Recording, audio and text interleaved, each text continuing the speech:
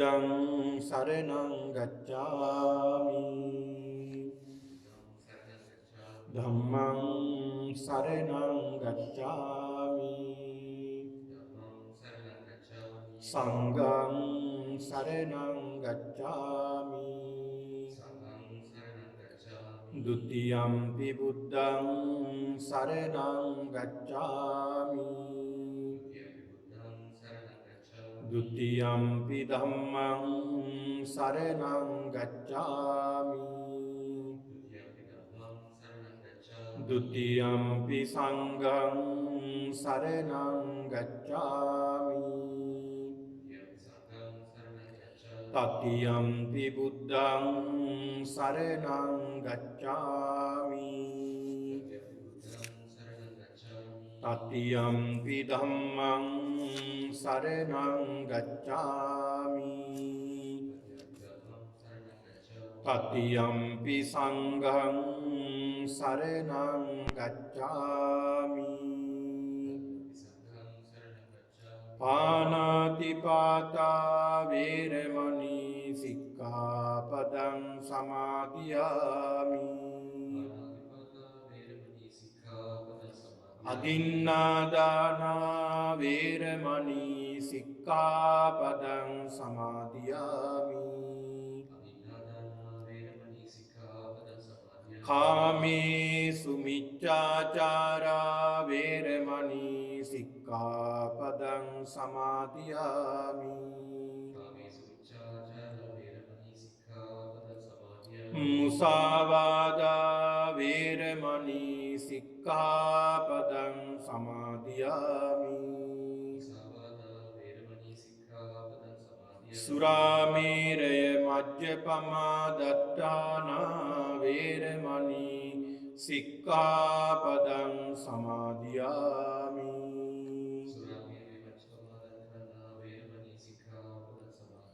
เมติสารณสหิตපංචසීල ධර්මය මාර්ගඵල නිවන් පිණිසම හේතු වේවා වාසනාව වේවා සාදු සමන්ත චක්කවාලේසු අත්‍රා ගච්ඡන්තු දේවතා සද්ධම්මං නිරාජස්ස සුනන්තු සග්ග මොක්ඛදං ධම්මස්සවන කාලෝ අයං බදන්තා ධම්මස්සවන කාලෝ අයං බදන්තා ධම්මස්සවන කාලෝ අයං බදන්තා නමෝ තස්ස භගවතු අරහතු සම්මා සම්බුද්දස්ස නමෝ තස්ස භගවතු අරහතු සම්මා සම්බුද්දස්ස නමෝ තස්ස භගවතු අරහතු සම්මා සම්බුද්දස්ස සම්මාදිට්ඨි සම්මාදිට්ඨිති ආවුසෝ උච්චති කිත්තාවතානුකෝ ආවුසෝ අරිය ශාවකෝ සම්මාදිට්ඨි හෝති උජුගතාස දිට්ඨි ධම්මේ අවිච්ඡප්පසාදේන සමන්නාගතෝ ආගතෝ ඉමං සද්ධම්මන්ති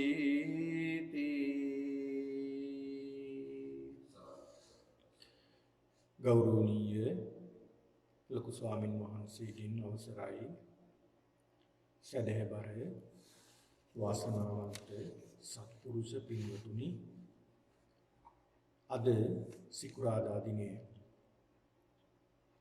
මේ සියලු දෙනාම ධර්මයේ ශ්‍රවණය කරන මොහොතයි මේ එළඹී සිටිබෙන්නේ කාලේන ධම්ම ශ්‍රවණං ඒතං මංගල මුත්තමං නිසි කලට නිසි වේලාවට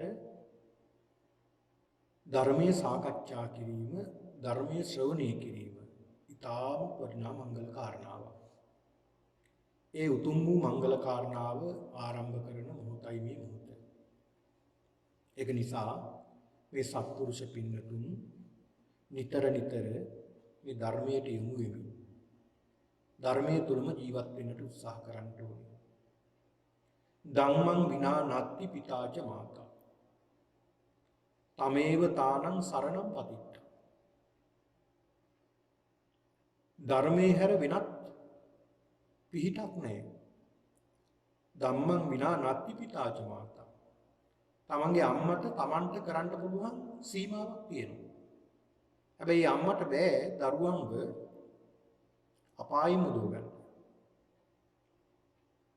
ඒක කරන්න ඕනේ තමන්මයි. ධර්මයේ තුලින්මයි. පියාටත් ඒක කරන්න බෑ. අන්න ඒකයි බුදුහාමුදුරුවෝ දේශනා කළේ.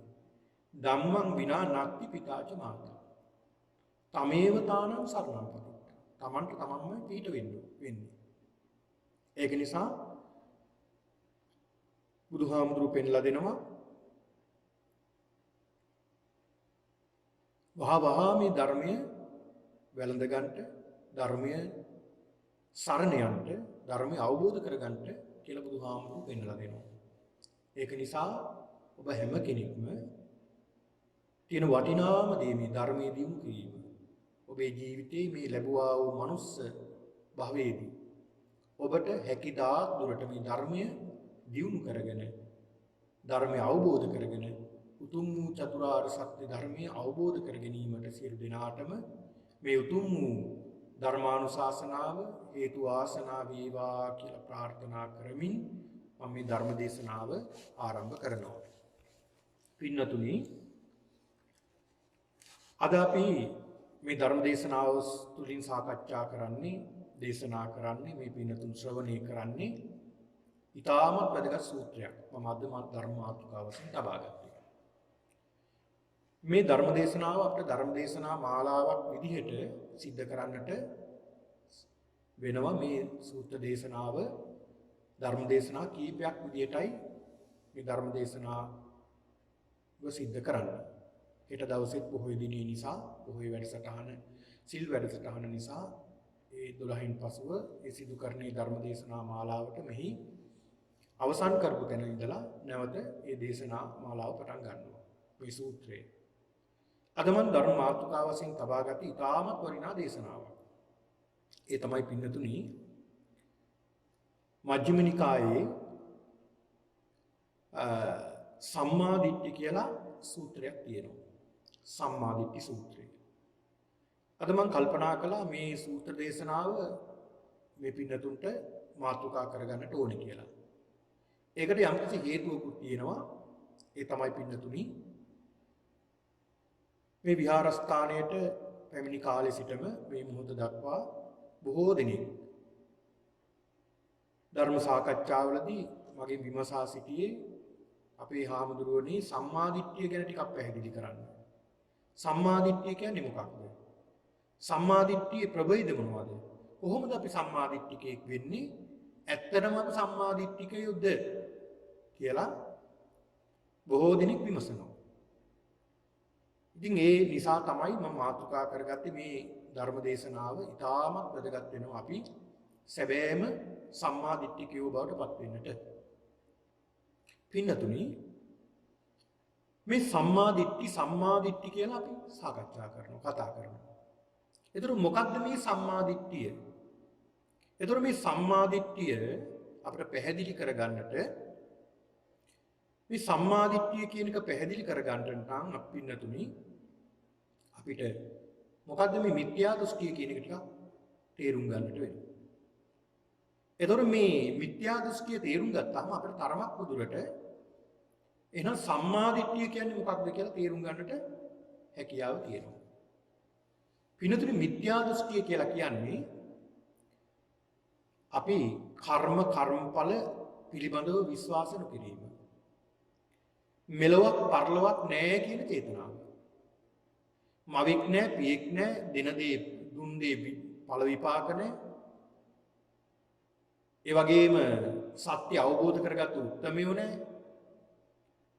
මේ විදිහට දැඩි දෘෂ්ටි ග්‍රහණයට අහු වෙලා කටයුතු කිරීම තමයි මිත්‍යා දෘෂ්ටිය කියලා කියන්නේ. මේකට කියනවා දසවස්තුක මිත්‍යා දෘෂ්ටිය. ආකාර 10කින් බුදුහාමුදුරුවෝ පෙන්ලා දීලා තියෙනවා මේ මිත්‍යා දෘෂ්ටිය. නත්ති yitthaං නත්ති හුතං නත්ති සුකට දුක්ඛටානං කම්මානං පලං විපාකෝ නත්ති මාතා නත්ති පිතා නත්ති අයන් ලෝකෝ නත්ති පරෝ ලෝකෝ. මේ විදිහට බුදුහාමුදුරුවෝ ආකාර 10කින් පෙන්ලා දීලා තිනවා එදා කාලේ තිබුණ මේ මිත්‍යා දෘෂ්ටික අදහස්. එතකොට පින්නතුනි මේ මිත්‍යා දෘෂ්ටිය වැළඳගත් අය තමයි වැඩිපුරම මේ ලෝකේ ඉන්නේ. අපි හිතමු මේ ලෝකේ ඉන්න මිනිස්සුන්ගෙන් 100% මිනිස්සු ඉන්න මේ 100% බලුවොත්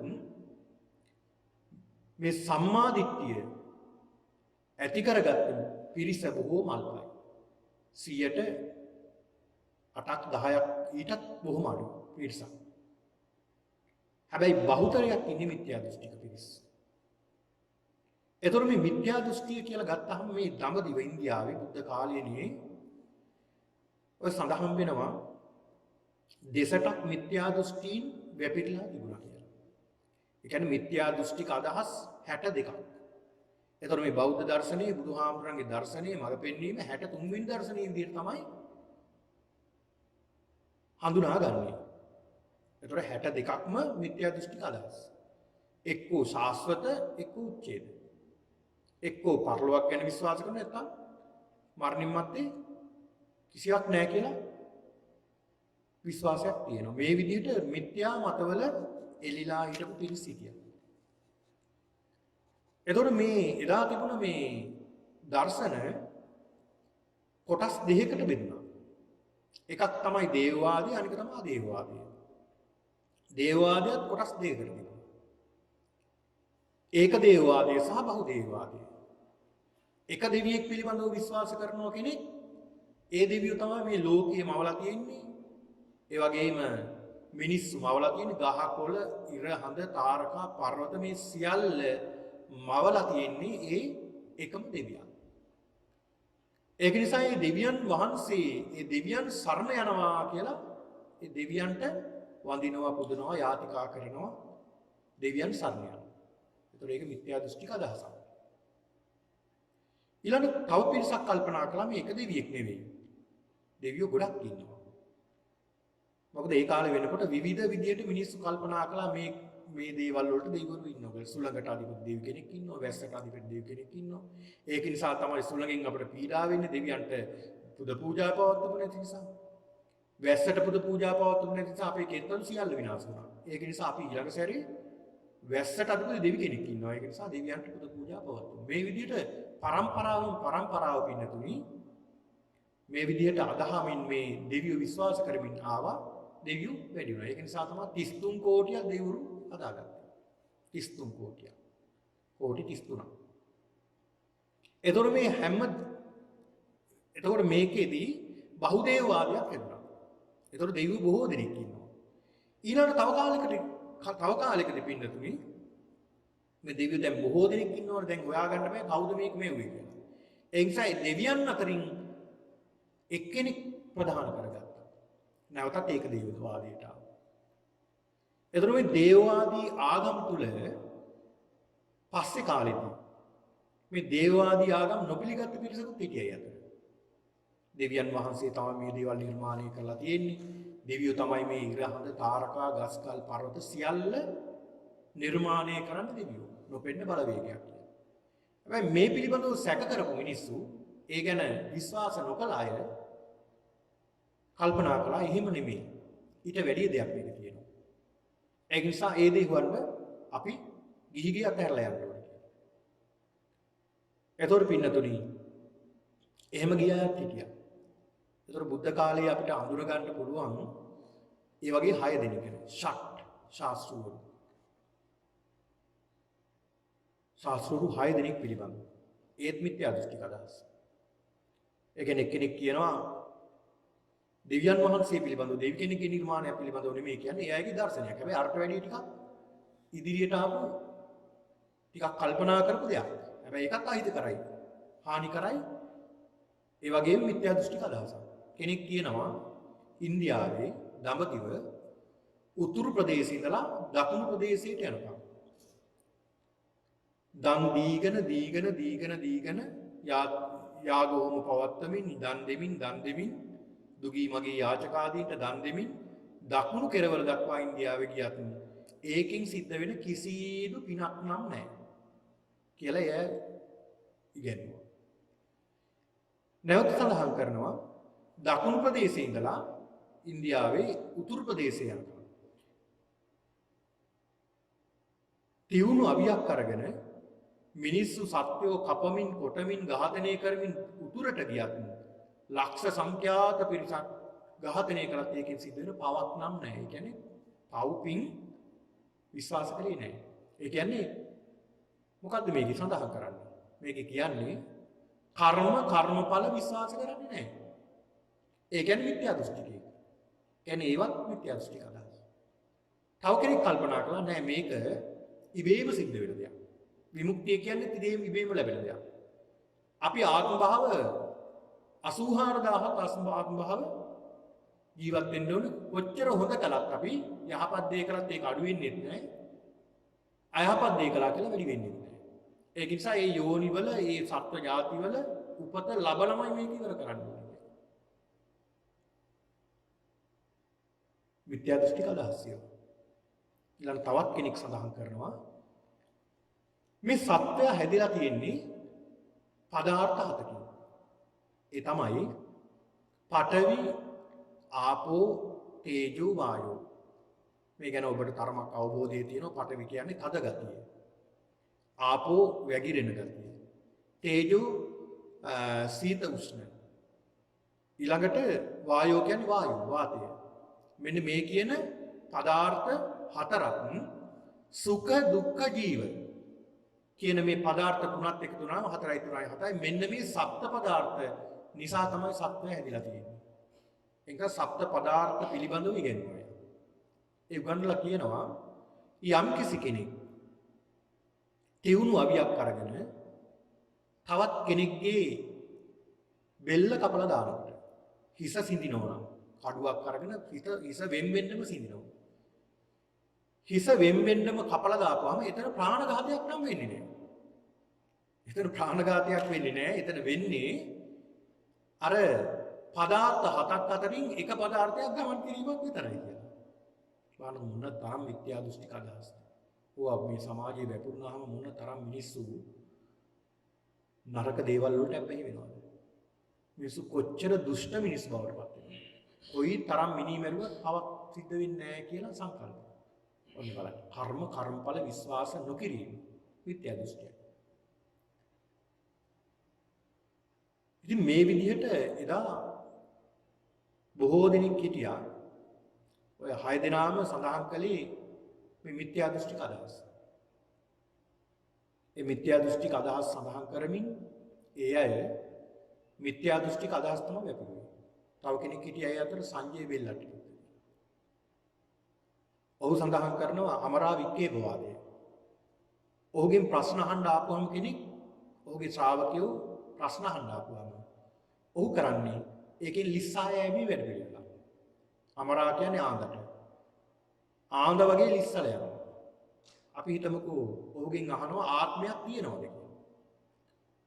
තියෙනවද කියලා ඇහුවොත් ඔහු කියනවා ඔව් තියෙනවා. තව කෙනෙක් ඇවිල්ලා අහනවා ආත්මයක් නැද්ද කියලා. ඔහු සඳහන් කරනවා නෑ ආත්මයක් නෑ. තව කෙනෙක් ඇවිල්ලා ඇහුවොත් ආත්මයක් තියෙනවද එහෙම නැද්ද? ඔහු ඒකට උත්තර දෙනවා ආත්මයක් තියෙනවද නැද්ද කියලා කියන්නට බෑ හරියට. මොකද ඒක මුසාවාදයට වැටෙනවා එහෙම කිව්වොත්. ඒක නිසා ඒකෙන් වළකිලා ඉන්නවා. උත්තර දීමේ. මේ විදිහට ආන්දෙක් වගේ ලිස්සායමි වැඩ පිළිවෙලකුත් තිබුණා. වань මොන තරම් බුද්ධ කාලයේදී ඕවා බුදුරජාන් වහන්සේ පින්නතුනි ලෝකෙ පහළ වෙන්නේ මේ වගේ නොයේ කාගම් දැලකින් පැටළුණ කාලෙක. ඒකනේ කියන්නේ ඔය දීඝනිකායේ පළවෙනි සූත්‍රයේ බ්‍රහ්මජාල බ්‍රහ්ම කියන්නේ ආගම්. ජාල කියන්නේ දැල්. ආගම් දැල් වලින් මිනිස්සු පැටලලා ඉන්නවා. ඔන්න බලන්න. ඒක නිසා බුදුරජාණන් වහන්සේ පෙන්ලා දෙනවා දැන් ඒ කාලේ මීට තව කෙනෙක් තමයි නිගණ්ඨනාථ පුත්ත.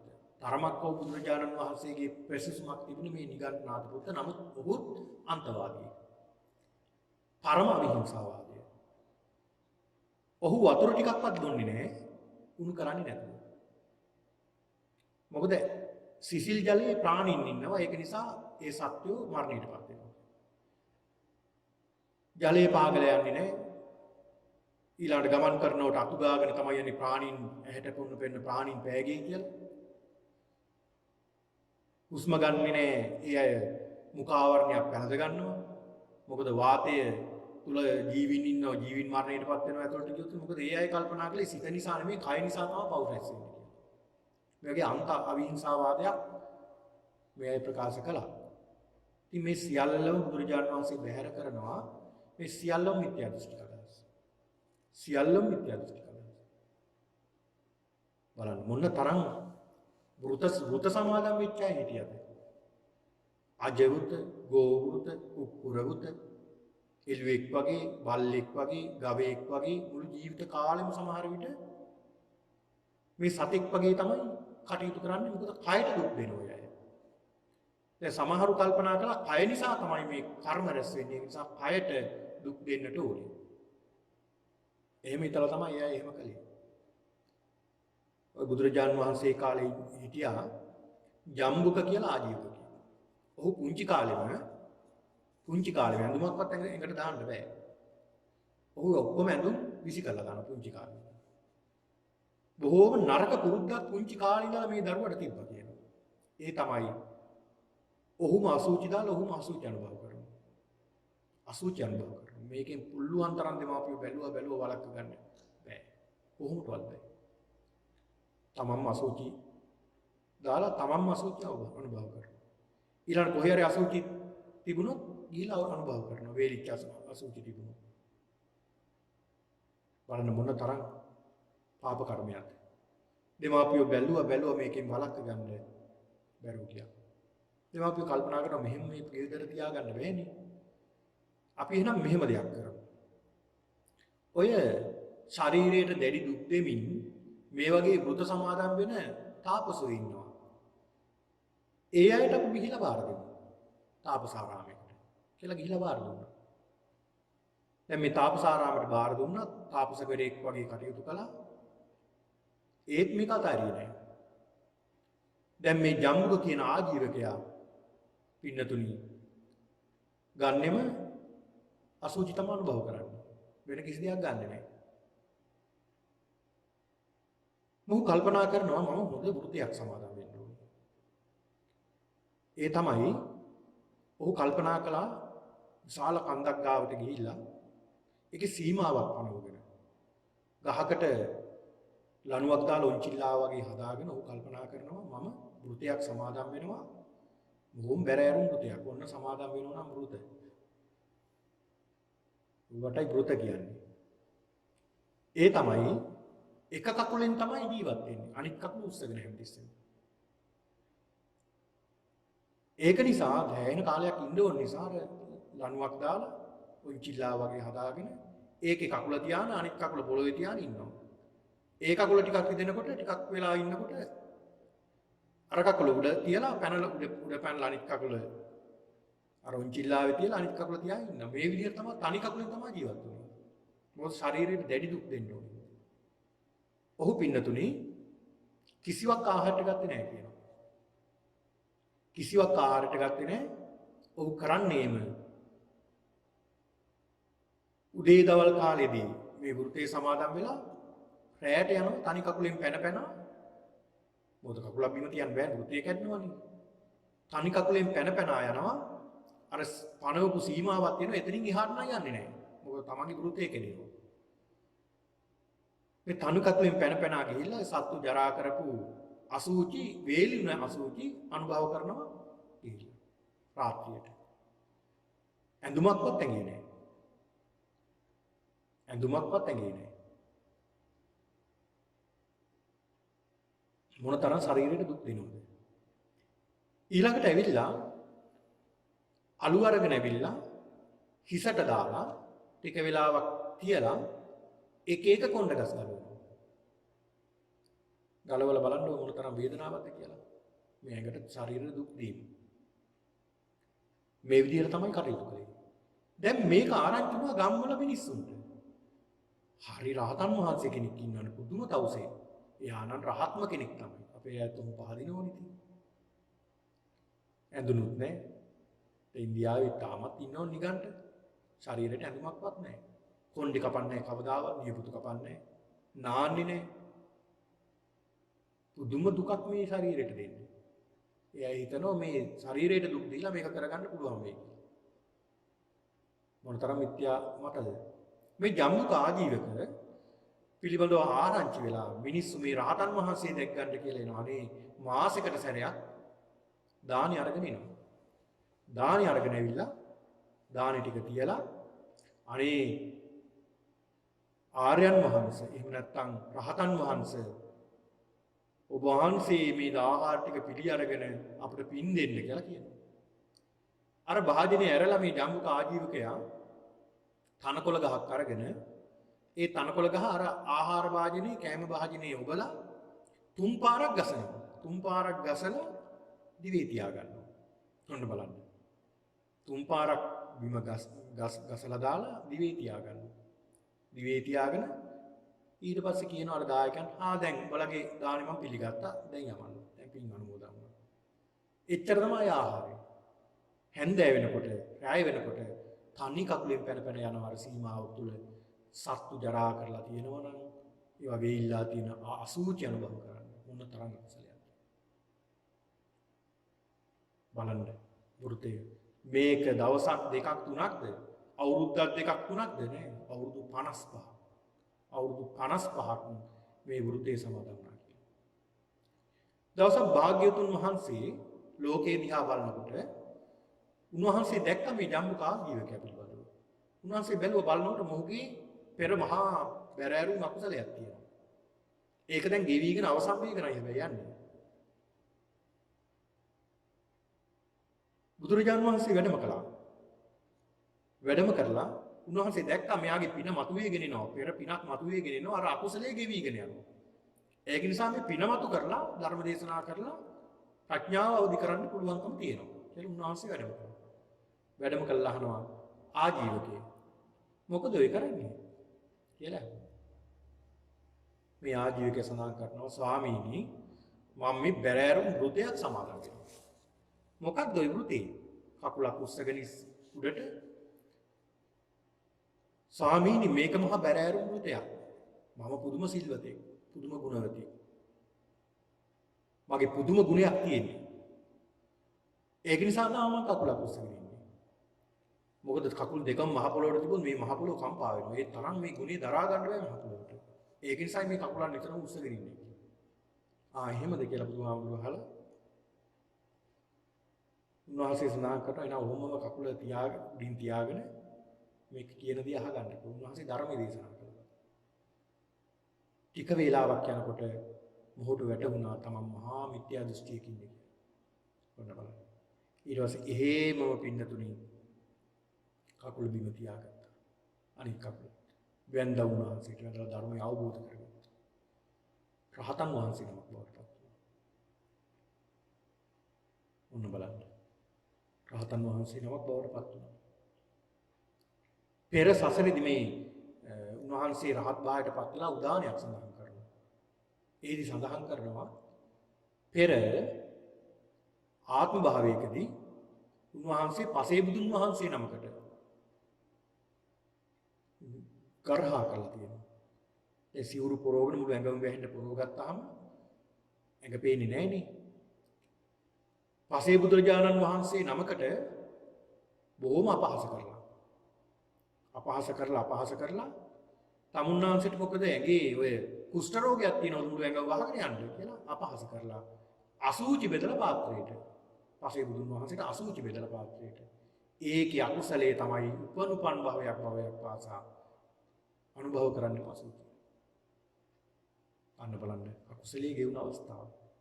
ඉතින් මේ වගේ මහා බැරෑරුම් වෘත එදා සමාදන් වුණා හිටියා. එතකොට මේවා පින්නතුනි මිත්‍යා දෘෂ්ටික අදහස්. මිත්‍යා දෘෂ්ටි කියලා මේකට කියනවා. එතකොට කෙනෙක් විශ්වාස කරනවා නම් කර්මඵලවල විපාකයක් ලැබෙන්නේ නැහැ. හොඳ නරක කියන කර්මඵලවල විපාක ලැබෙන්නේ නැහැ. කියලා කෙනෙක් කල්පනා කරනවා නම් ඒක මිත්‍යා දෘෂ්ටික අදහසක්. දැන් අපි අතරක් තියෙනෝනේ සමහරුන්ගේ. දැන් සමහරු බෞද්ධ කිව්වට සමහරුන්ගෙන් බෞද්ධකමක් නැහැ මේ වද බලනකොට. ඒ ඉතින් මිත්‍යා දෘෂ්ටික අදහස් තියාන තමයි ඉන්නේ. එතකොට නිවැරදිව මිත්‍යා දෘෂ්ටික අදහස් ඉවත් කරගෙන සම්මාදිට්ඨිකේ බවට පත් වෙන ආකාරයයි අද මේ දේශනාවෙන් කියලා දෙන්නේ. දැන් කෙනෙක් ඉන්නවා ඔහු හිතනවා ඔහු සම්මාදිට්ඨිය කෙනෙක් කියලා. සම්මාදිට්ඨියට පැමිණිලා කියලා. හැබැයි ඔහු ගරහා කරන්නේ සම්මාදිට්ඨියට. ඔහු හිතාගෙන ඉන්නවා සම්මාදිට්ඨියක්මයි කියලා. හැබැයි සම්මාදිට්ඨියටමයි ගරහන්නේ.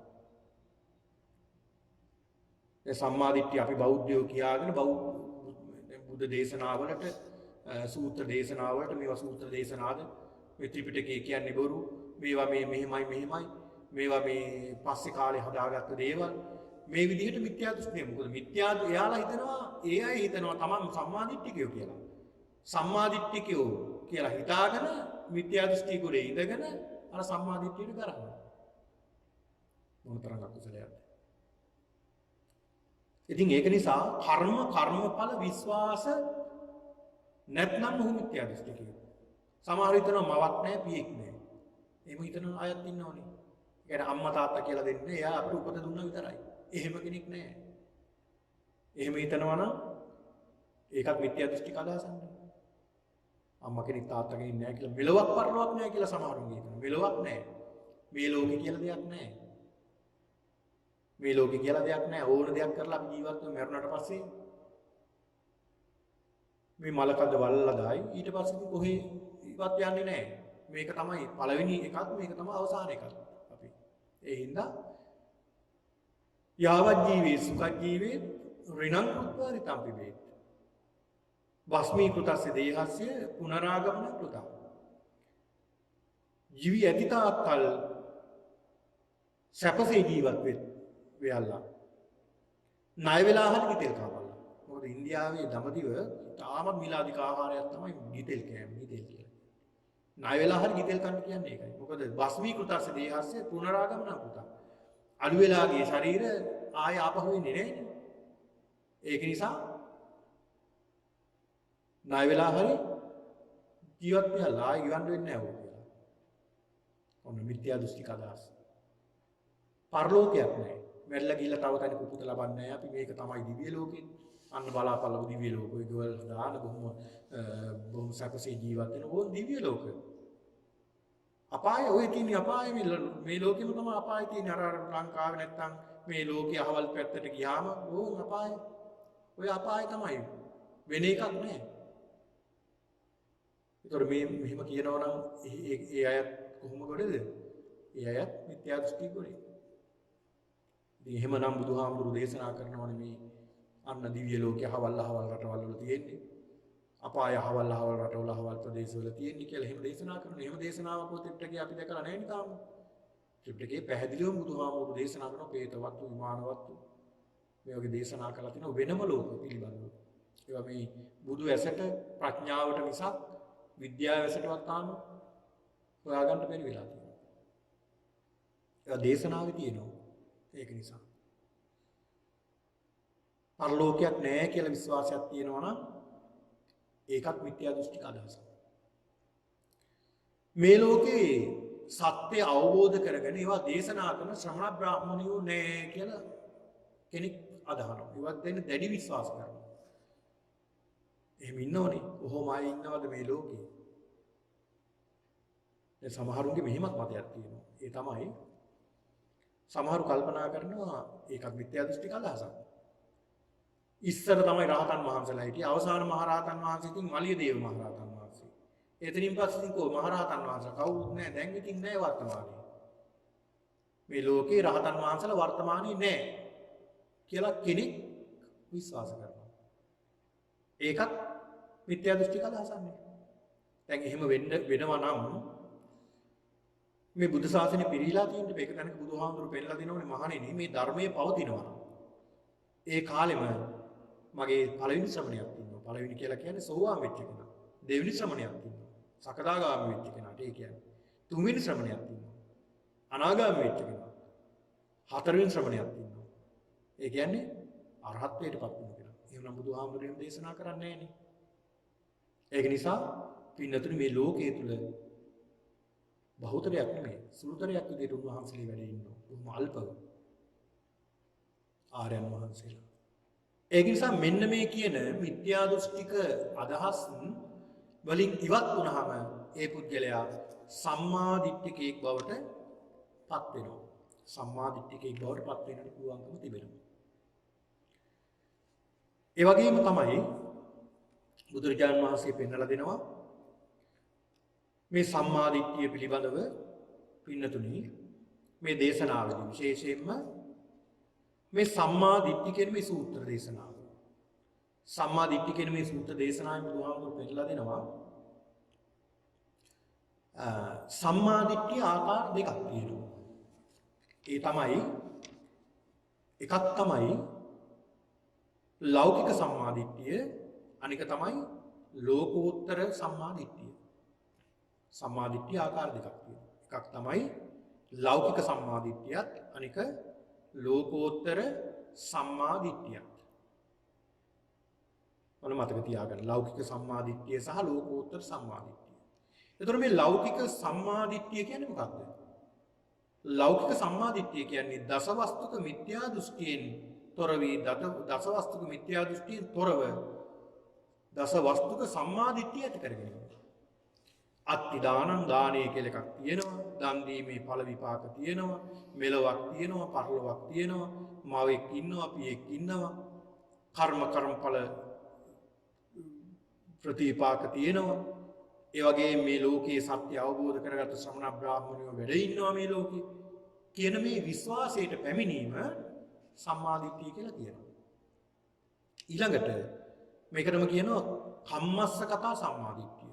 දසවස්තුක මිත්‍ය සම්මා දිට්ඨිය කියලා කියනවා.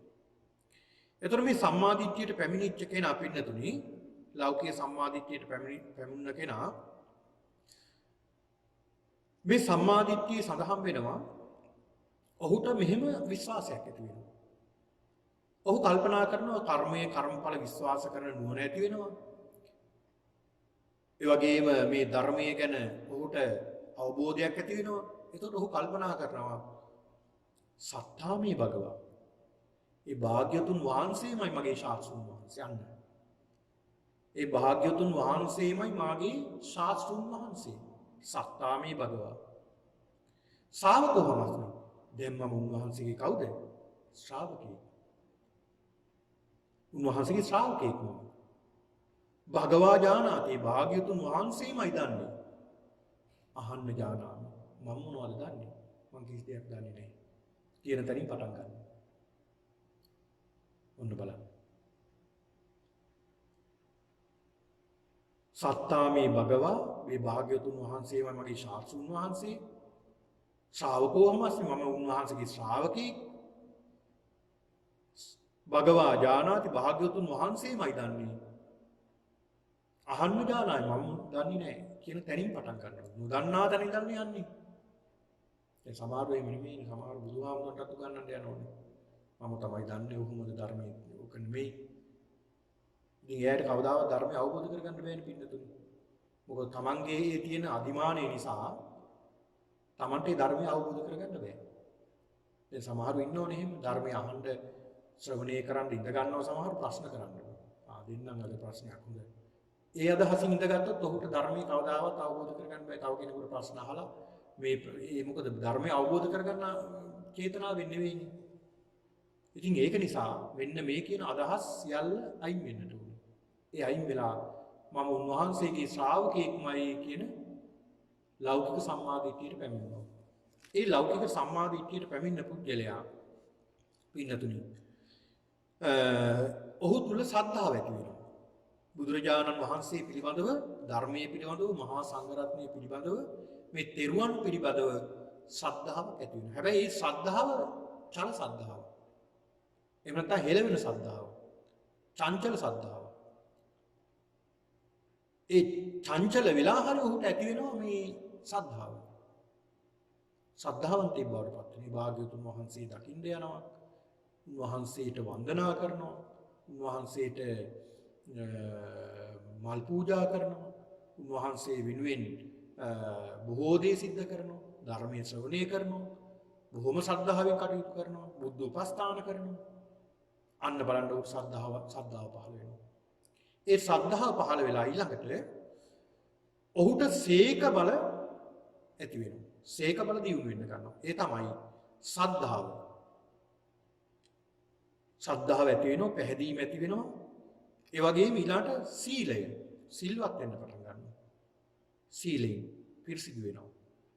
ප්‍රාණඝාත, අදත්තා දාන ආදී දේවල් වලින් වැළකීලා අනුන්ටත් යහපත්, තමන්ටත් යහපත් දේ සිද්ධ කරන්න උ පටන් ගන්නවා.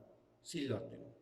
ඊළඟ සුත සම්පත්තියක් වෙනවා. සුත කියලා කියන්නේ ධර්මයේ ශ්‍රවණය කළ බොහෝ ඇසූ පිරු තැන් ඇති කර ගන්නවා. ඒ කියන්නේ හොඳට බණ අහලා ධර්මයේ පිළිබඳ අවබෝධයක් ලබා ගන්නවා. ඊළඟ ඡාග අතහැරීම පුරුදු කරනවා. ඡාග කියන්නේ දන් දීම වගේම අතහැරීම පුරුදු කරනවා. ඊළඟට ඔහු පුරුදු වෙනවා ප්‍රඥාව දිනු කරගන්නත් පුරුදු වෙනවා. මේ කියන සීක බල ඔහු තුල වර්ධනය වෙනවා. එතකොට මේ සීක බල වර්ධනය වෙන්න ගන්නවා.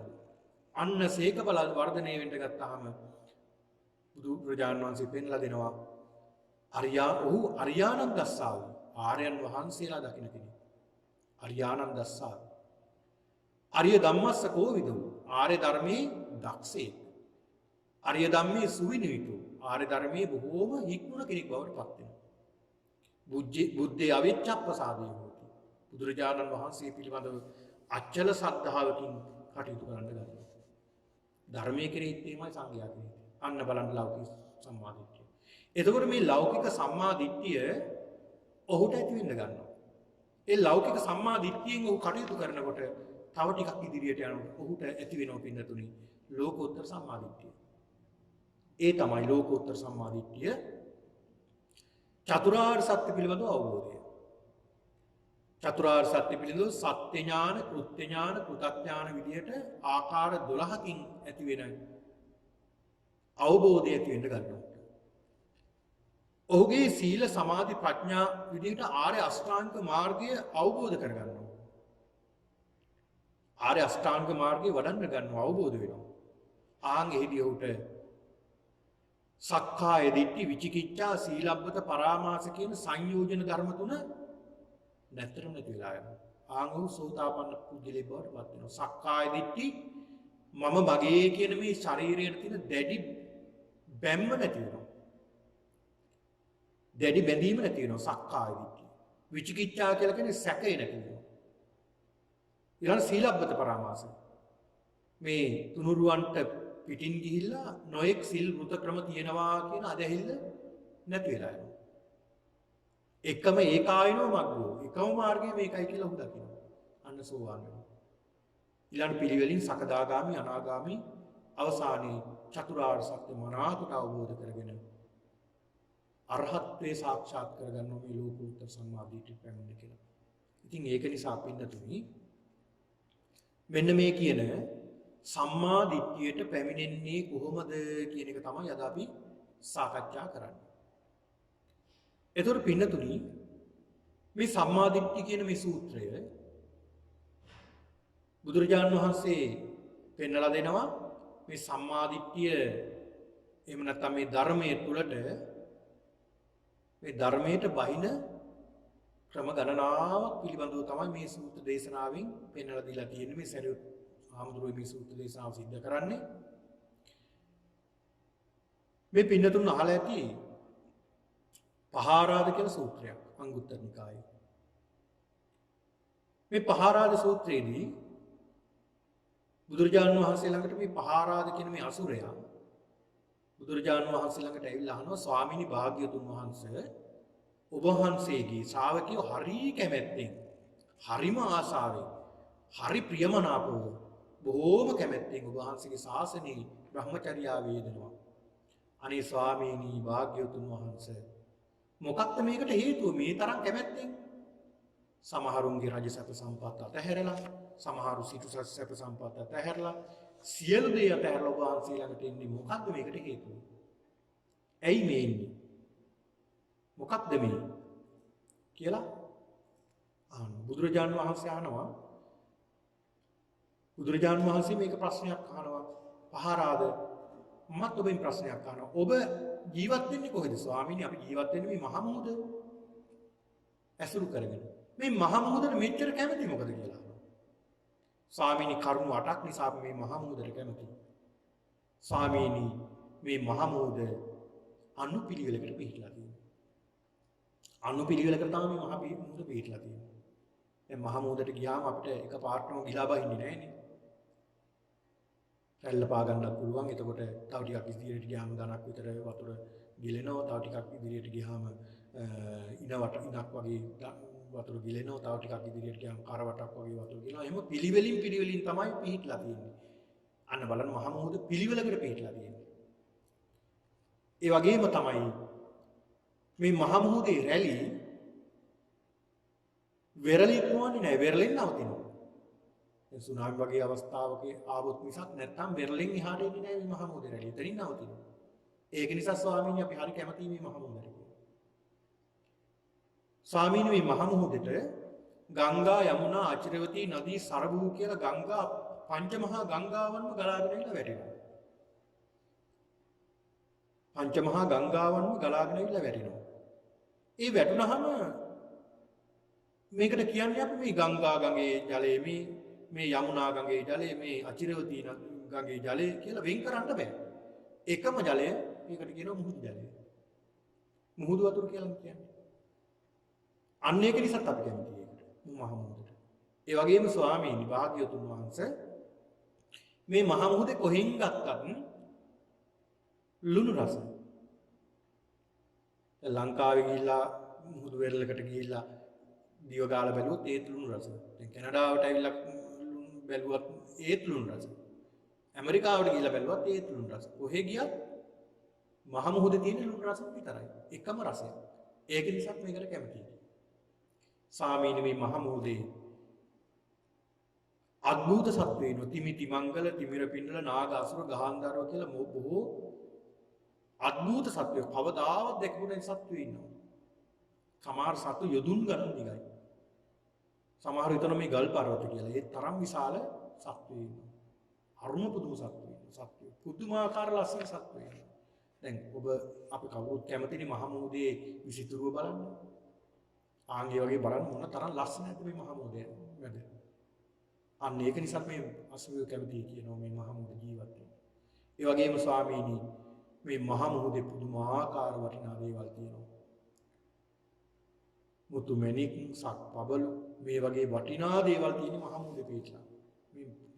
මේ මහා පොළොවේ නෙවෙයි පින්නතුනි මේ වටිනා දේවල් තියෙන වැඩිපුරම වටිනා දේවල් තියෙන මහා මුහුදේ පිටලා. අන්න ඒක නිසා තමයි මහා මුහුදට කැමති කියනවා.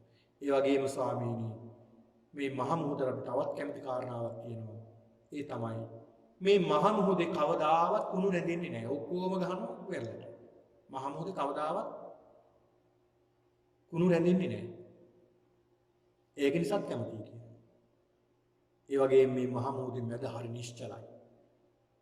ඒක නිසාත් කැමතියි කියනවා. මෙන්න මේ වගේ කරුණු 8ක් පිළිබඳව සඳහන් කරනවා. මම මේ කරුණු ටික සඳහන් කළේ බුදුරජාණන් වහන්සේ ඊළඟට මේ කරුණු යොමු කරගෙන ඇයි මේ භික්ෂුන් වහන්සේලා මේ ශාසනයට මෙච්චර කැමති කියලා උන්වහන්සේ පෙන්වලා දෙනවා. ඒ කරුණු කියන්න වෙලාව නැති නිසා එක කරුණක් මම මේකෙන් මතු කරනවා. ඒ තමයි මේ මහා මුහුදේ ඕනම තැනකින් මහා මුහුදට බහින්න පුළුවන්. එක තැනක් නෙමෙයි තියෙන ඕනම තැනකින් මහා මුහුදට බහින්න පුළුවන්. ආන් මේ වගේ සූත්‍ර දේශනාවක් තමයි නිවනට බහින්න පුළුවන්. දැන් ගණනාවක් ගැන දේශනා කරන සූත්‍ර දේශනාවක් තමයි මේ සම්මා දිට්ඨිය කියන සූත්‍රය. සම්මා දිට්ඨිය කියන සූත්‍රය. පින්නතුනි මේ සූත්‍රය ආරම්භ වෙන්නේ ඒවම් මේ සුතං ඒකං සමයං භගවා සාවත්‍යං විහෙරති ජේතවනේ අනාථපිණ්ඩිකස්ස ආරාමේ. ඒක අවස්ථාවක භාග්‍යවතුන් වහන්සේ අනාථපිණ්ඩික සිටුතුමා හදලා දුන්න මේ ජේතවනාරාමයේ වැඩ ඉන්න කාලෙදී තත්‍රකෝ ආයස්මා සාරිපුත්තෝ බික්ඛු ආමන්තේසි. මේ අවස්ථාවේ සරියුත් මහ රහතන් වහන්සේට තමයි මේ භික්ෂුන් වහන්සේලා අමතන්නේ. මේ සරියුත් මහ රහතන් වහන්සේ. මේ සරියුත් මහරහතන් වහන්සේ කියන්නේ ධර්ම සේනාධිපති. උන්වහන්සේ ගැන ටිකක් කරුණු ටිකක් සාකච්ඡා කළොත් හරි ලස්සන කරුණු ටිකක් තියෙනවා. උන්වහන්සේ සත්‍ය සොයාගෙන ගිය කෙනෙක්. උපතිස්ස කෝලිත කියන මේ දෙන්නා. අවසානයේ දෙන්නා බොහොම යාළුවෝ මිත්‍රයෝ. ගිරග්ග සමජ්ජ කියන මේ නාට්‍ය බලලා ඒ නාට්‍ය අවසානට මේ කාන්තාව මැරිලා වැටෙනවා. ඒකෙන් කලකිරෙනවා. ඊට පස්සේ මේ දෙන්නා කල්පනා කරනවා මේ සසර ගැන කලකිරලා සත්‍ය සොයාගෙන යනවා. දෙන්නම එක මගක යන්නේ නැතුව කල්පනා කරනවා මිත්‍රය ඔබ එකපාරකින් යන්න මම තව පාරක් යන්න. අපි දෙන්නයි කාට හරි ඉස්සලා සත්‍ය හොයාගන්න පුළුවන් වුණොත් ඇවිල්ලා කියන්නේ. මෙහෙම යනකොට තමයි අස්සජී මහරහතන් වහන්සේ දකින්නේ. උන්වහන්සේගේ ඉන්ද්‍රියන් හරීම ප්‍රියමනාපයි. උන්වහන්සේ ළඟට ගිහිල්ලා සඳහන් කරනවා මේ උපතිස්ස කියන පිරිවැඩියා ස්වාමීනි ඔබ වහන්සේගේ ඉන්ද්‍රියන් හරි ප්‍රසන්නයි. ඔබ වහන්සේගේ මුහුණත් හරි ප්‍රසන්නයි. ඔබ වහන්සේ කාගේ ධර්මයේද භජනය කරන්නේ? යේ ධම්මා හේතුප්පවා තේසං හේතු තථාගතෝ. තේසං චයෝ නිරෝධෝ එවං වාදි මහා සමනෝ. යේ ධම්මා හේතුප්පවා යම් කිසි හේතුවක් නිසා යමක් ඇති වුණා නම් තේසං හේතු තථාගතෝ. ඒකේ හේතුවක් බුදුහාමුදුරුවෝ ඵලයේ හේතුවක් උන්වහන්සේ දේශනා කරනවා. තේසං චයෝ නිරෝධෝ ඒකේ නැතිවීමක් දේශනා කරනවා. එවං වාදි මගේ මහා ශ්‍රමණයන් වහන්සේ මෙහෙම කෙනෙක් කියලා. මේකේ ගාථාවේ පද දෙකයි ඇහුනේ. පද දෙක අහනකොටම ධර්මය අවබෝධ නැසුවා. ඊළ එහෙම පැවිදිලා කියලා තමයි මිත්‍යත් එක්ක ඔන්න බලන්න. ඊළඟට පින්නතුනි එතනින් සතියක් ගියාට පස්සේ ඒ සඳහන් වෙනවා දීඝනක කියලා.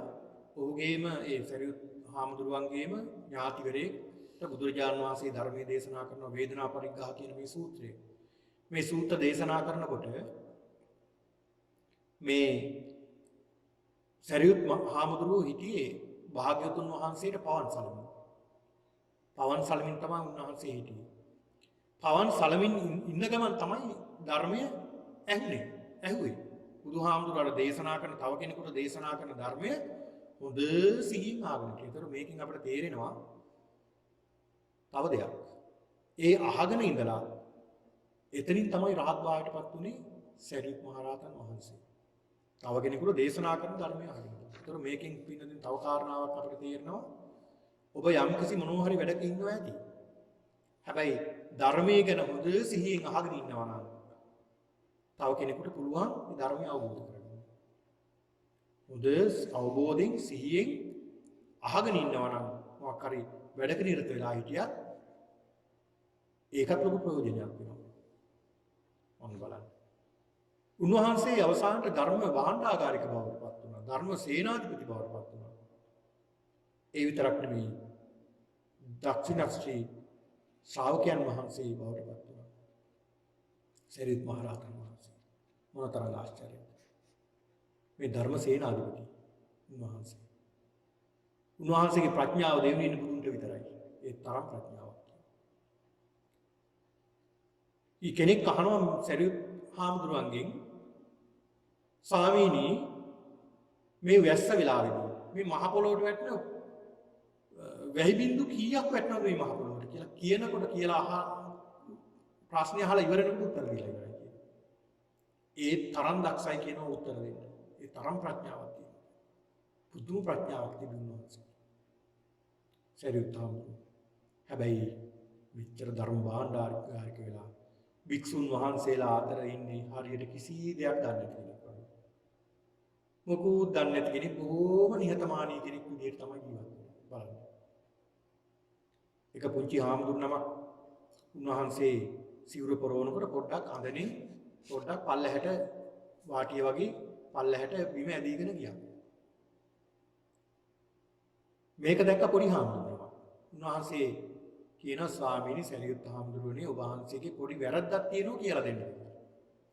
අනේ පොඩි හාමුදුරුවනේ ඔබ වහන්සේ මගේ වැරද්දක් තියෙනවා කියලා දෙන්න. බාහන මේ ධර්ම භාණ්ඩාගාරය. සේනාධිපති. ඔබ වහන්සේගේ සිවුරේ කොනක් බිම ගෑවෙනවා. අර ස්වාමී පොඩි හාමුදුරන්ට ප්‍රශංසා කරලා අනේ ඔබ වහන්සේට කොච්චර හොඳද මට මේ මගේ අඩුපාඩු කියලා දුන්න එක කියලා ප්‍රශංසා කරලා ගියා කියනවා. අඩුපාඩු හදාන්න. මොනතරම් නිහතමානීද? නිහතමානී. බලන්න මොනතරම් නිහතමානී කෙනෙක්ද? කොයිතරම් ඉවසිලිමත් කෙනෙක්ද උන්වහන්සේ. ඉතින් ඒක නිසා පින්නතින ඔය උන්වහන්සේගේ අරහත්ත්වයට පත් වුණාට පස්සේ උදානයක් ප්‍රකාශ කරනවා. ඒක සඳහන් කරනවා බොහෝ කරුණු කාරණා ගන්නවා. ඒක සඳහන් කරනවා සිල් කෙනෙක් සිල්වත් මේ භික්ෂුව ගැන සඳහන් කරන්නේ. කෙනෙක් සිල්වත් නම්, ගුණවත් නම්, ඒ වගේම භාවනාවේ ඇලී සිටිනවා නම්, ඒ වගේම විවේකී අනුභව කරනවා නම්, ප්‍රීතිය අනුභව කරනවා නම්, ඔහු තමයි භික්ෂුව කියලා. ඔහු තමයි භික්ෂුව කියලා සඳහන් කරනවා. ඒ වගේම සඳහන් කරනවා මේ වළඳන දේ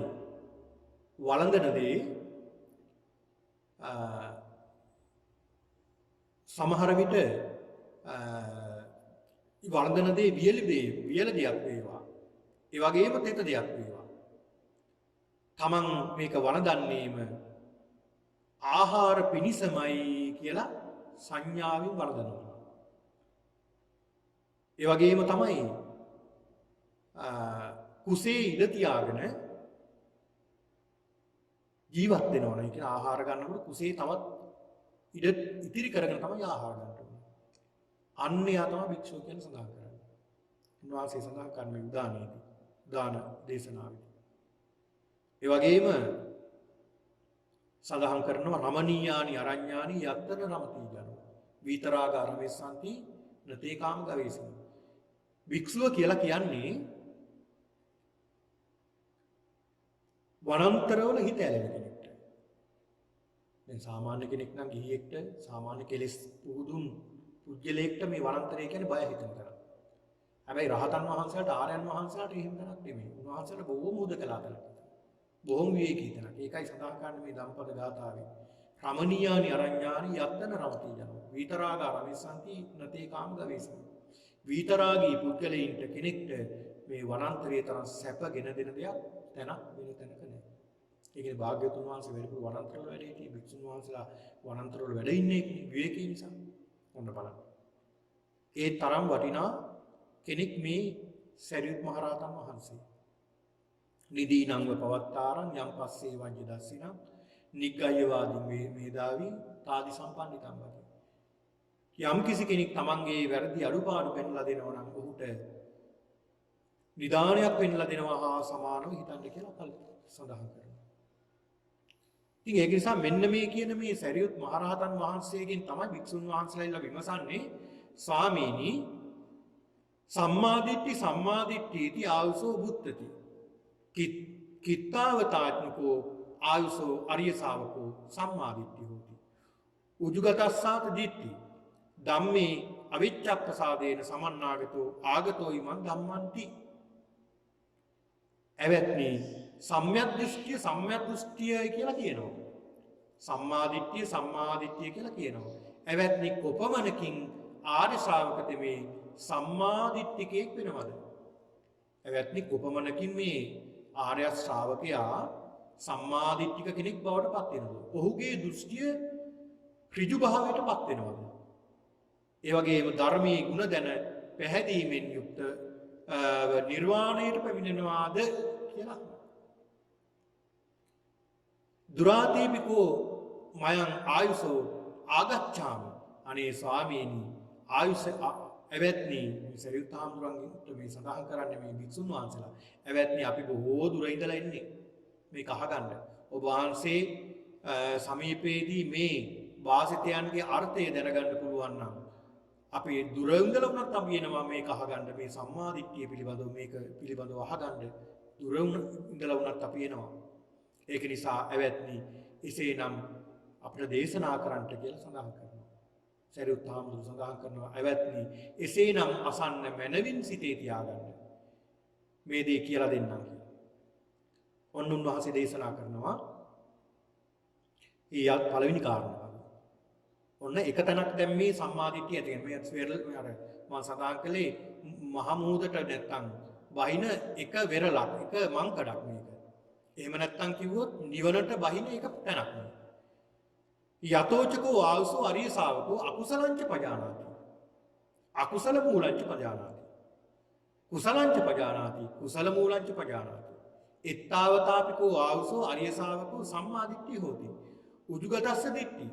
ධම්මේ අවච්ඡප්පසාදේන සමන්නාගතෝ ආගතෝ ඉමං සද්ධම්මන්ති. එවත්නි යම් කලක ආර්ය ශ්‍රාවක තෙමි. යම් කිසි ආකාරයකින් මේ ආර්ය ශ්‍රාවකයා අකුසලයේ පිළිබඳ අකුසලයේ දැනගන්නවා. ඒ කියන්නේ අකුසලයේ කියන්නේ මොකක්ද කියලා දැනගන්නවා. ඊළඟට අකුසල මූලය කියන්නේ මොකක්ද දැනගන්නවා. ඔන්න බලන්න. අකුසලයේ දැනගන්නවා නම් අකුසලයේ මූලය මොකක්ද කියලා දැනගන්නවා. ඒක දෙකක් එතකොට. අකුසලයේ මේකයි, ඒ වගේම ඒ අකුසලයේ ඇති වෙන මුල මේකයි. කුසලයේ මේකයි, කුසල මූලය මේකයි කියලා දැනගන්නවා නම් අන්නේ මෙපමණකින් ආර්ය ශ්‍රාවකයා සම්මාදිට්ඨික කෙනෙක් බවට පත් වෙනවා. අන්න බලන්න. අකුසලයේ දන්නවා නම් අකුසල මූලයත් ඔබ දන්නවා නම්, කුසලයේ මොකක්ද කියලා දන්නවා නම්, කුසල මූලය මොකක්ද කියලා දන්නවා නම්, එපමණකින්ම ඔබ සම්මාදිට්ඨිකයෙක්. අන්න ඒකෙන් ඔබට සම්මාදිට්ඨියෙක් වෙලා වෙන්න පුළුවන්කම තියෙනවා. ඔන්න බලන්න. ඒතර ඔබ දන්නවනේ අකුසලයේ මොකක්ද, අකුසල මූලය, කුසලයේ කුසල මූලය. ඒතර දැන් මේ කියන දේශනාවද ඔබ බලා ගන්න ඕනේ තමන් කොතනද ඉන්නේ කියලා. ඔබ සම්මාදිට්ඨිකයේද කියලා ඔබට දැනගන්න පුළුවන්කම තියෙනවා. එවත්නි අකුසලයේ කවරේද? අකුසල මූලයේ කවරේද? කුසලයේ කවරේද? කුසල මූලයේ කවරේද? එතකොට මේක සඳහන් වෙනවා අකුසලයේ මොකක්ද? මොකක්ද මේ අකුසල? අකුසල් 10ක් තියෙනවා. මේක කියන දස අකුසල. දස අකුසල් කියලා කියනවා. ප්‍රාණඝාතය. ඒ කියන්නේ ප්‍රාණීන්ගේ දිවි තොර කිරීම, මරණයට පත් කිරීම. ප්‍රාණඝාතයෙන් ඊළඟට සොරකම් කිරීම, අදත්තාදානය, කාම මිත්‍යාචාරය, වැරදි කාම සේවයන්යන්ගේ නිරත වීම, ඒ වගේම මුසාවාදය, කියන්නේ බොරු කීම, පිසුනා වාචා, ඒ කියන්නේ පිසුණු බස් කීම, වේද වෙන, ඊළඟ පරුසා වාචා කෙනෙක්ට බොහොම පරුස වචනින් කතා කිරීම, සම්පප්පලාප, ඒ වගේම අර්ථයක් නැති දේවල් කතා කිරීම, මිත්‍යා ජීව, වැරදි පැත්තටම යොමු කරන කතාවන් සිද්ධ කිරීම. ඊළඟට සඳහන් වෙනවා අවිද්‍යා ව්‍යාපාද දෝමනස. අවිද්‍යාව කියන්නේ දැඩි ලෝභය. දැඩි ආශාව තියෙනවා නම් තව දෙයකට, රූපේට, ශබ්දේට, මේ දේවල් වලට දැඩි ආශාව තියෙනවා. ඒ වගේම ව්‍යාපාදය, තව කෙනෙක් විනාශ වේවා කියන විද්‍යාවකට කියනවා වෛරය. දැඩි වෛරය. ඊළඟ මිත්‍යා දෘෂ්ටිය. මෙන්න මේ කියන කරුණු 10 පිළිබඳව දැනගන්න ඕනේ. හොඳට දැනගන්න ඕනේ මේ පිළිබඳව. ඊළඟට කොහොමද මේ අකුසලයන් ඇති වෙන්නේ? මේ අකුසල් 10 ඇති වෙන්නේ මොකක් නිසාද? අකුසලයේ මූල නිසා. මොනවද මේ අකුසල් මූල? ලෝභය අකුසල මූලය. ද්වේෂය අකුසල මූලය. මෝහය අකුසල මූලය. ඒතර මේ ලෝභය කියන්නේ අකුසල මූලයක්, ද්වේෂය අකුසල මූලයක්, මෝහය අකුසල මූලයක්. මේ කියන ලෝභ, ද්වේෂ, මෝහ කියන මේ අකුසල මුල් මේවා කියන ඔබ අවබෝධයෙන්ම දැනගන්නට ඕනේ. ඔබේ හිතට එනකොටම මේක දැනගන්න ඕනේ මේක අකුසල මුල්. මේක අකුසල මූලක් මේක කියලා ඔබට එනකොටම සිතිවිලි ඔබ දැනගන්න ඕනේ මේක අකුසලයක්, අකුසල මුලක්. මේ අකුසලය ආවේ මේ අකුසල මූලය නිසා කියලා ඔබට අවබෝධය තියෙනවා. අන්න එතනින්ම ඔබට අවබෝධ වෙන්න කරගන්න පුළුවන් මේ සම්මා දිට්ඨිකේ බවට පත් වෙන්න පුළුවන්කම තියෙනවා. ඊළඟට කුසලංච ජානාති. මොකක්ද මේ කුසලයේ කියලා කියන්නේ? පින්නතුනි අර පෙර සඳහන් කළ අකුසල් 10න් ඉවත් වෙලා ප්‍රාණඝාතයෙන් තොරවීම, සොරකමින් තොරවීම, කාම මිත්‍යාචාරයෙන් තොරවීම, මුසාවාදයෙන් තොරවීම, පිසුනා වාච, පරුසා වාච, සම්පප්පලාප මිත්‍යා ජීවෙන් තොරවීම, අවිද්‍යාවෙන් තොරවීම, ඒ කියන්නේ දැඩි ආසාවෙන් තොරවීම, ව්‍යාපාදය කියන්නේ වෛරයෙන් තොරවීම, මිත්‍යා දෘෂ්ටියෙන් තොරවීම, සම්මාදිට්ඨික වීම. අන්න බලන්න මේ කුසලයන් දැනගන්නවා, කුසල මූලයක් දැනගන්නවා. ඒ කුසල් එනකොටම දැනගන්න මොනව නිසාද මේ ආවේ? කුසල් මුල් තියෙනවා. ඒ තමයි අලෝභය, අද්වේෂය, අමෝහය කියන මේ කුසල.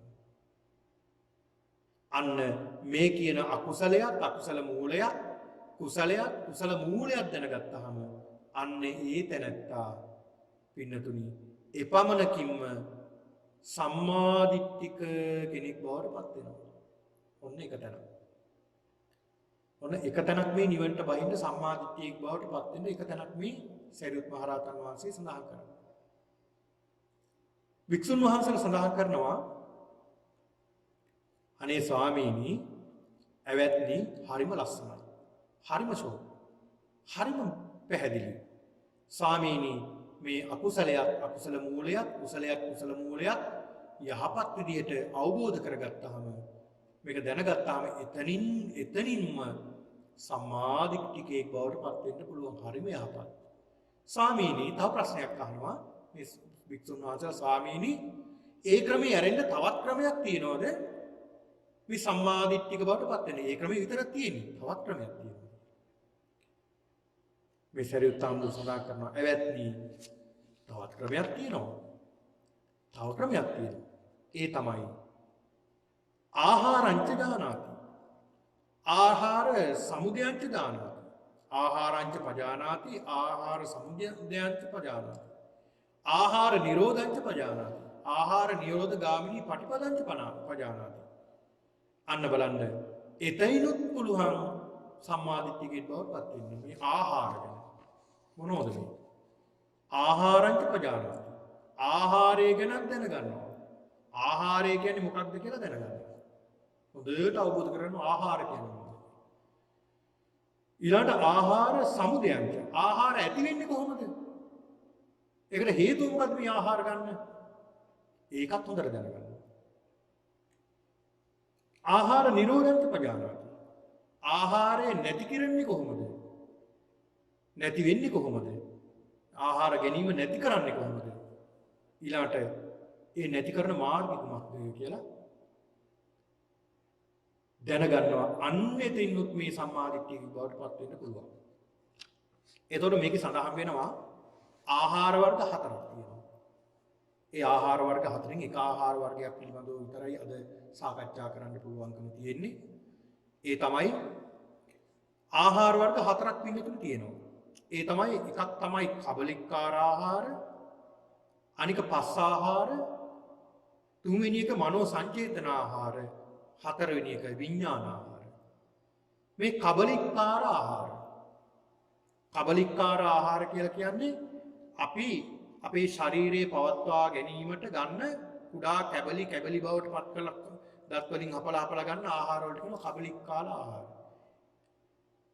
ඒවට කියනවා පින්නතුනි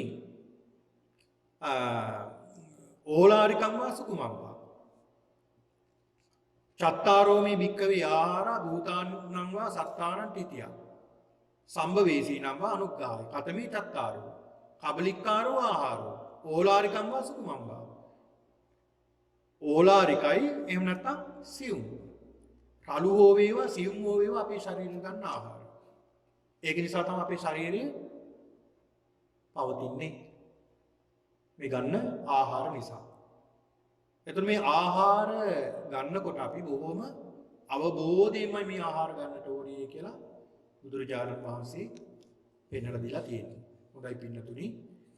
අදට මේ ධර්ම දේශනාවේ මෙතනින් අවසන් කරනවා මේ ධර්ම දේශනාව. නැවත අපි දැන් හෙට දිනේ මේ දේශනාව මම සිද්ධ කරන්නේ මේ සම්මාදිට්ඨික සූත්‍රය පිළිබඳව. ඉතින් ඒක නිසා ඔබ සියලු දෙනාටම තව මොහොතක් තිබෙනවා ප්‍රශ්න තිබෙනවා නම් මේ පිළිබඳව සාකච්ඡා කිරීමට මේ විනාඩි 10ක් පමණ තිබෙනවා. ඒක නිසා ඒ සඳහා ඔබට මේ අවස්ථාව ලැබලා දෙනවා.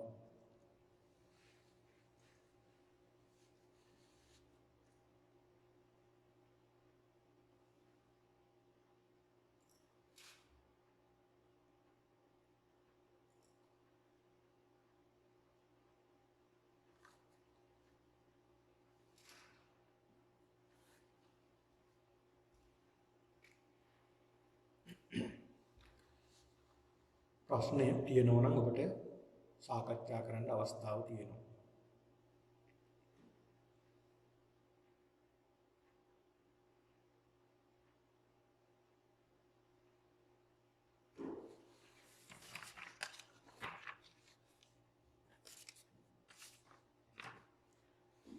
Kita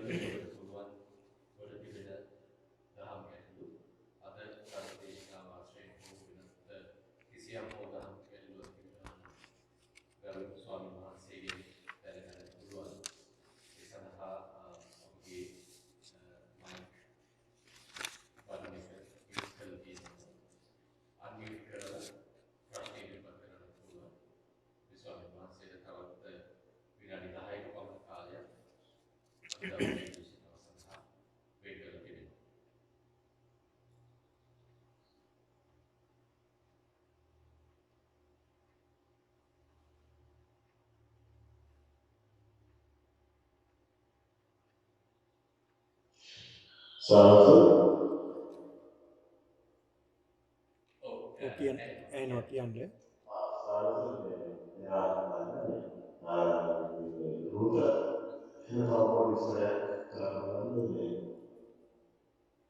වෘත පිළිබඳව නේද? වෘත. ඔය බුද්ධ කාලයේ වෙනකොට තිබුණා විවිධ බුද්ධ සමාදම් වෙන පිරිස් හිටියා. ඒ කියන්නේ දැන් මම සඳහන් කළානේ දේවවාදීන් කියලා පිරිසක්. ඒ කියන්නේ දෙවියන් වහන්සේ විශ්වාස කරනවා දෙවි කෙනෙක් තමයි මේ ලෝකයේ නිර්මාණය කරලා තියෙන්නේ. කියන්නේ මේ විශ්වාසයේ තිබුණ පිරිසට එරෙහිව කියලා කියන්නේ ඒවා ප්‍රතික්ෂේප කරු පිරිස ඊට වඩා විමුක්තියක් ලබා ගන්න පුළුවන් ඊට වඩා ක්‍රමයක් තියෙනවා. දෙවි කෙනෙක් නෙමෙයි මේ ලෝකේ මවලා තියෙන්නේ. ඒක නිසා අපි විමුක්තිය ලබා ගන්න මේ ශරීරය නිසා තමයි මේ දුක් විඳින්නේ අපි. මේ ශරීරයට දුක් දෙන්න ඕනේ කියලා වෘත සමාදන්. ඒවට කියනවා අජයවෘත, ග්‍රෝවෘත, කුක්කුරවෘත ආදී වශයෙන් ශරීරයට දුක්. මොකද ශරීරය නිසා තමයි කර්ම රැස් වෙන්නේ. මොකද දැන් තියෙනවානේ අපි දැන් බුදුදහමේ කියලා දෙනවා සිත, කය, වචනය. ඒතර මොකද්ද ඔය සිත, කය, වචනය කියන තුنين ප්‍රමුඛ වෙන්නේ? බුදුදහමින් අපි බුදුරජාණන් වහන්සේ පෙන්ලා දෙන්නේ මේ සිත, කය, වචනය කියන මේ ඉන්ද්‍රියන් තුලින් සිත තමයි ප්‍රධාන වෙන්නේ අකුසල් සිද්ධ වෙන්නේ. හැම දෙයකටම සිතයි ප්‍රධාන වෙන්නේ. හැබැයි ඒ අය විශ්වාස කළා සිත නෙමෙයි ප්‍රධාන වෙන්නේ කය. ඒකනේ කයට දුක් විඳින්න සිද්ධ වෙන්නේ. කයටයි මේ දුක් විඳින්න සිද්ධ වෙන්නේ. ඒක නිසා කය නිසායි මේ පැවැත්ම සිද්ධ වෙන්නේ. කයට දුක් දෙන්න ඕනේ කියලා කයට දුක් දෙනවා. ඒ කියන්නේ ඒ අය කල්පනා කරනවා මම බල්ලෙක් වගේ හැසිරෙනවා. මේ අවුරුදු එයා අදිෂ්ඨාන කරගෙන අවුරුදු 2ක් හෝ 3ක් හෝ 10ක් හෝ 15ක් හෝ 20ක් හෝ ਉਹ අදිෂ්ඨාන කරගන්න මම මේ බල්ලෙක් වගේ හැසිරෙනවා. ඒ කියන්නේ ඒ සුනකෙක් වගේම තමයි හැසිරෙන්නේ. කෑම කන්නෙත්, මිදියන්නෙත් එහෙම ඒ කාලේ හිටියා. ඊළඟට ගවයෙක් වගේ ජීවත් වෙනවා. ඊළඟට එළුවෙක් වගේ ජීවත් වෙනවා. එළුව අසුචි කරන තැන්වලමයි නිදාගන්නේ. ඒ වගේම ශරීරයට දුක් දෙමින් කටයුතු කරනවා. ඊළඟට තවත් සමහරු කල්පනා කළා වෘත සමාදම් වෙන තවත් තිබුණා රෑ 12ට විතර සීතල ජලයේ වැහැලා කරවටක් බැහැලා ශරීරයට දුක් දෙන්න සීතල ජලයේ වැහැලා ඉන්නවා. ඊළඟට මහා දවල් ගිනි ගොඩවල් ගහගෙන මේ මැද්දට වෙලා ශරීරයට දුක් දෙන්න තවන්න ශරීරයේ තවන්න. ඒ කියන්නේ සිත තවන එක නෙමෙයි අය ප්‍රධාන කරගත්තේ කය තවන එක. කයට දුක් දෙන එක. ආන් ඒවට තමයි වෘත කියලා කියන්නේ. අදටත් ඒ වගේ අය ඉන්නවා දැන් අද. නිගණ්ඨනාථ පුත්තගේ ආරාමයක් තාමත් තියෙනෝනේ. ඉතින් ඒ අය අදටත් ඉන්නවා ඉන්දියාව තුළ. මම හිතන්නේ පැහැදිලි ඇති දහම් ගැටලුවට පිළිතුර.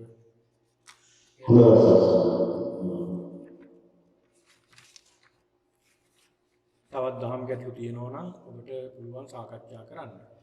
අපේ හාමුදුරනේ තවත් දහම් ගැටලු දෙකක් යොමු වෙලා තිබෙනවා. පළවෙනි ගැටලුව තමයි අනිච්ච දුක්ඛ අනාත්ම ගැන කෙටි පැහැදිලිවීමක් කරන්න පුළුවන් කියලා. අනිත්‍ය දුක්ඛ අනාත්ම කියලා කියන්නේ ත්‍රිලක්ෂණය කියලා මේකට පැහැදිලි කරනවා. ත්‍රිලක්ෂණය බුදුදහමේන ඊටමත් ගැඹුරු දේශනාවක්. එහෙම නැත්නම් මූලික දේශනාවක් තමයි මේ ත්‍රිලක්ෂණය කියලා කියන්නේ. මේ අනිච්ච කියලා කියන්නේ පාලියෙන්. අනිත්‍ය කියලා කියන්නේ අපි සිංහලෙන් කියන්නේ. එතකොට මේ අනිත්‍ය නැත්නම් අනිච්ච කියලා කියන්නේ ස්ථීර නැහැ කියන එකයි.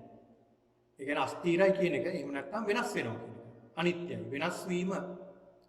එතකොට මේ වෙනස් වීම පිළිබඳව තමයි අනිත්‍ය කියලා කියන්නේ. ඒ කියන්නේ තමන්ගේ වසඟේ තියාගන්නට බෑ. වෙනස් වෙනවා. නිතර වෙනස් වෙනවා. ඒ වෙනස් වීමට අපි කියනවා ස්ථීර නැති අස්ථීරත්වයට කියනවා අනිත්‍යය කියලා. ඒතර මේ යමක් අනිත්‍ය නම් එහෙම නැත්නම් අස්ථීරයි නම් ඒක සැපද දුකද? ඒක දුකක්. මොකද අපි හිතමු උදාහරණයක් විදිහට මේ මගේ ඇහැ අනිත්‍යයි. මේ ඇහැ අනිත්‍යයි. ඒ කියන්නේ ස්ථීර නැහැ මේ ඇහැ.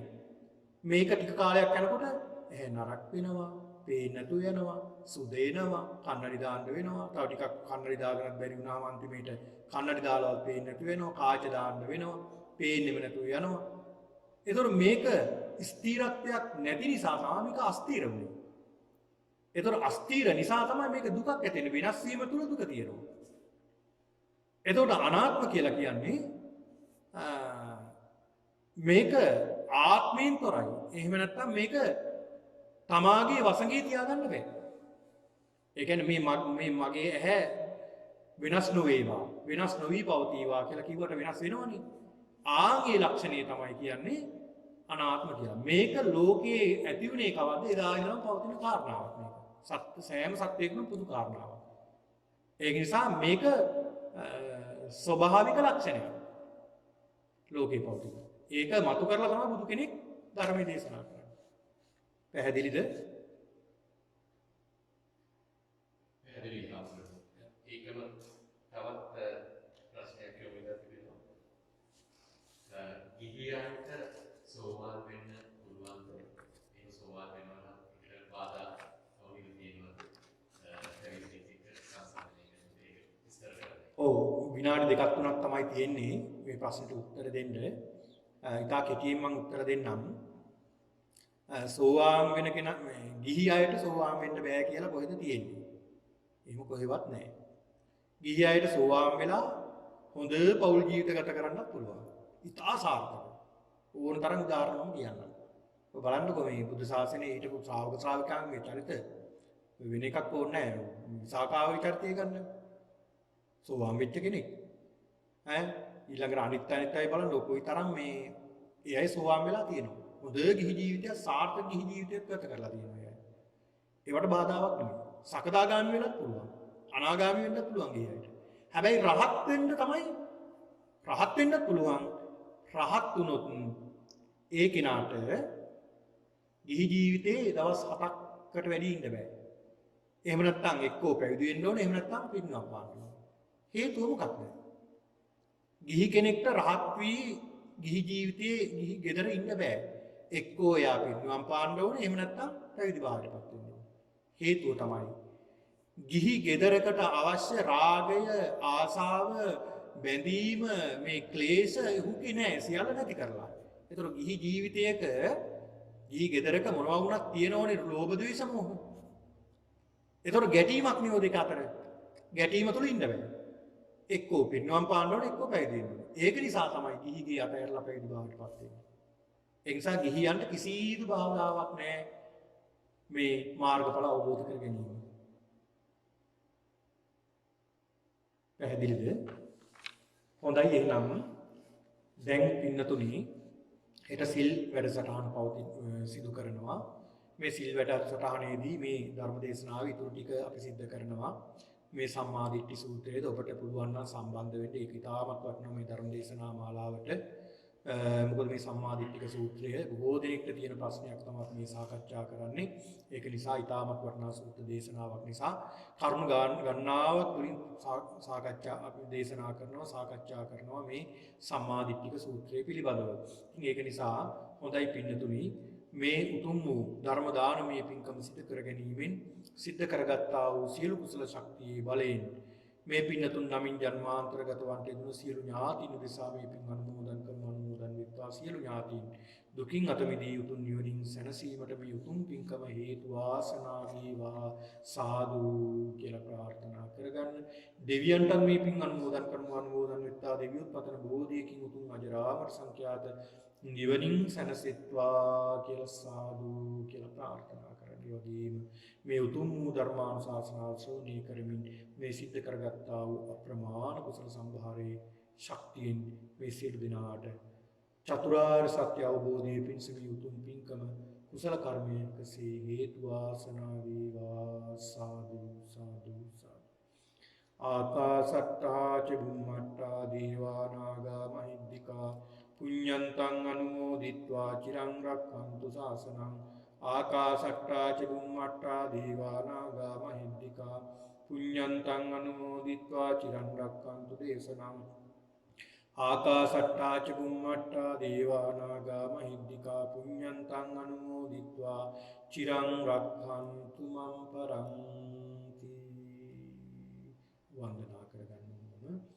අභිවාදන සීලිස්ස නිච්ඡං වද්දාපචායිනෝ චත්තාරෝ ධම්මා වඩ්ඩන්ති ආයුවන්නෝ සුඛං බලං ආයුරාෝග්‍ය සම්පatti සග්ග සම්පatti මේවච අතෝ නිබ්බාන සම්පatti ඉමිනාතේ සමිජ්ජතු. සියලු දෙනාට සම්මා සම්බුදු සරණයි.